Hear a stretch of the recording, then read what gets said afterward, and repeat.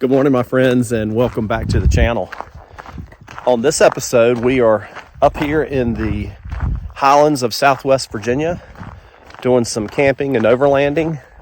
We rolled into camp yesterday afternoon rather, and had just an absolute gorgeous evening cooking around the campfire, and had that full moon last night, so everything was taking lots of pictures and stuff like that. But I'm up here with my brother and some friends, and so night one's on top of the mountain here camping out, and then we're gonna hit some trails today.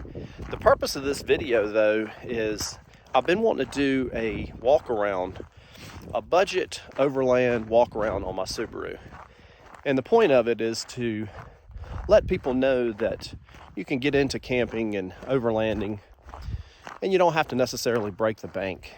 So that's kind of what this video is about, with maybe some shots of us doing some fun things on this trip. So stick around, and hope you enjoy the video. See you soon. Isn't that his background theme? Yeah. Oh, it's got chocolate chips in it too. I forgot to tell you that.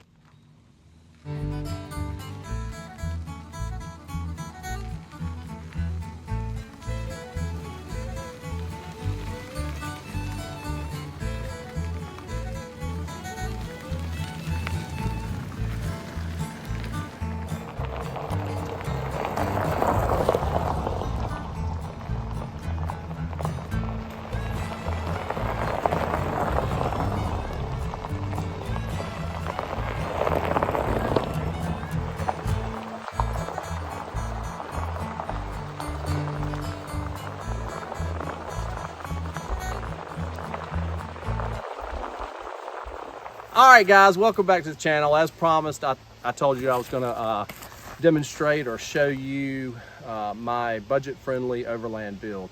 This is day 2 of our weekend overland trip down here in the Jefferson National Forest, Southwest Virginia.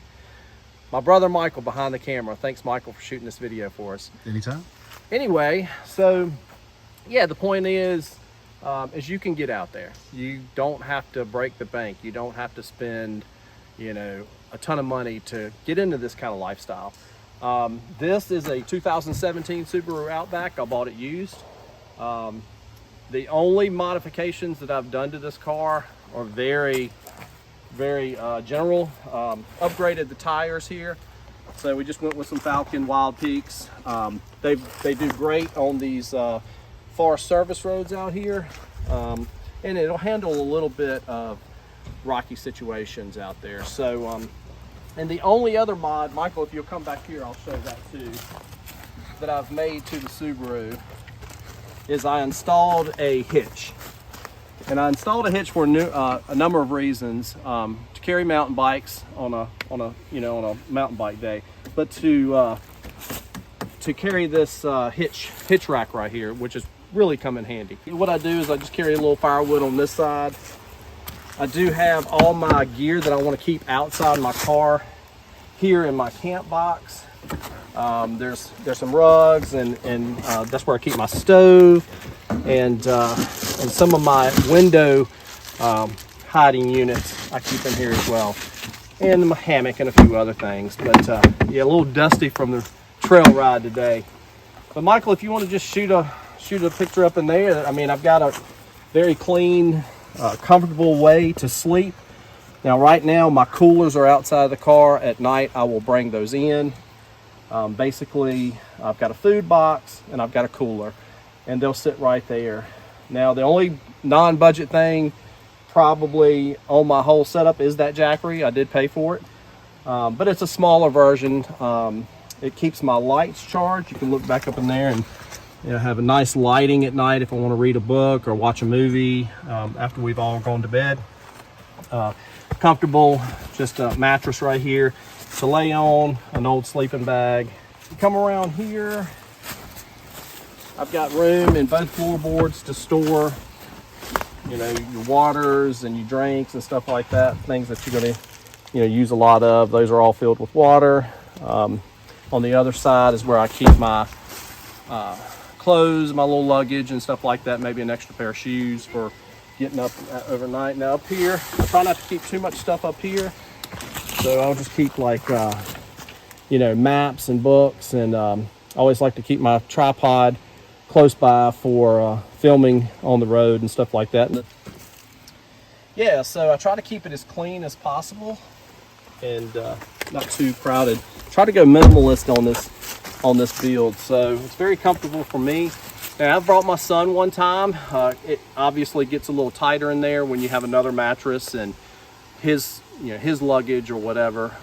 He doesn't need much, but it's worked out. So yeah, I haven't done anything. I actually like the hitch rack a little better than the rack over there.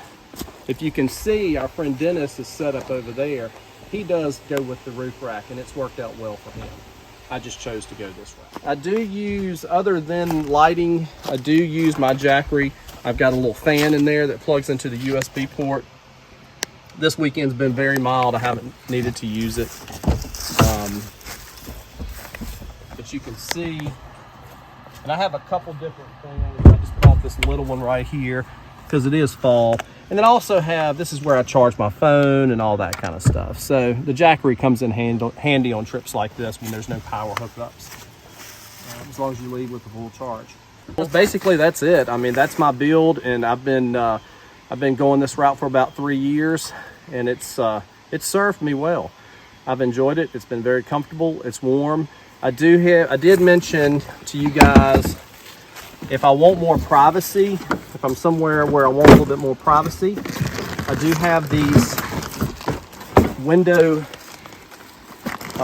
insulation slide into the window. Gives you a little bit of privacy, and when I'm winter camping, it actually provides a little bit more insulation. Windows are terrible for insulation. There's no insulation there, so I have that.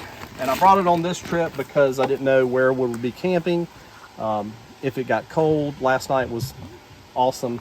Didn't need them, and but that is one more thing that's a budget-friendly way to give yourself some privacy, and at the same time maybe knock 5 degrees off the chill factor in there. So yeah, with all that said, that's my build. So Michael, thanks for filming that part for me. No problem. Cheers, everybody. Yeah, so tell me a little bit about it. That's cool. Dennis got a new piece of kit for his Overland adventures. So if you want to stake both sides, you can stake them down straight, or you can stake them out, flare it out, and then you could, like, if you're inside, you could put coolers and stuff over there. Oh, very nice. You could go in and out the door. So this can come off the side or the hatch, right? Yeah, and it's tall enough inside that I can open the hatch if I were to put it over the back. Oh, I love it. I mean, and honestly, if weather turned bad this weekend, we could have all sat in here. Oh, yeah. And like I said, you could stake these sides if these trees weren't here. You know, you can either... I like that it has these multiple staking options. So depending on what your terrain is, you can stake it down here, stake it out there. Oh, nice. Any one of those loops, or you can stake it. Come out farther. You can stake it way out. And yeah. Then you could just walk in and out under there. I love that. And it beats the heck out of, like, you know, those old school tarps that we use and trying to... 10 minutes set it up. Yeah. And it just clips. And then there's a little rain guard so rain won't come down over that edge. And if you put it on the back, it's got longer straps that'll strap to your wheels. Or I could run that over the top and hook it on the other side or something. I love it. Another option, guys. Another option for your camping adventures. Very cool. Yes.